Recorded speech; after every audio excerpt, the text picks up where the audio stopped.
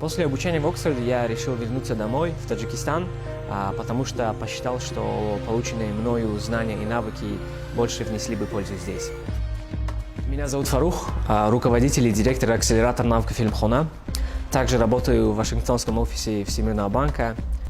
Но когда я рос в Старовчане, я думал, что пойду по стопам многих и буду работать разнорабочим в России. Все говорили, что так и должно быть. И денег на обучение в университете не было. Но я тогда понял, что должен положиться на себя и не бояться мечтать.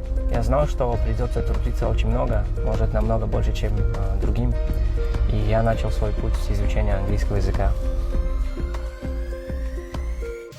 Лет 10 назад я поступил в УЦА.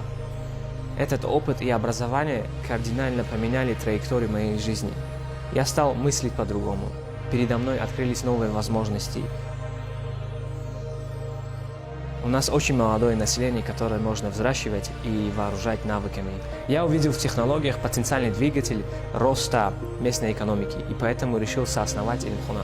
Мы готовим кадров в сфере технологий и строим фундамент инновационной экосистемы нашей страны.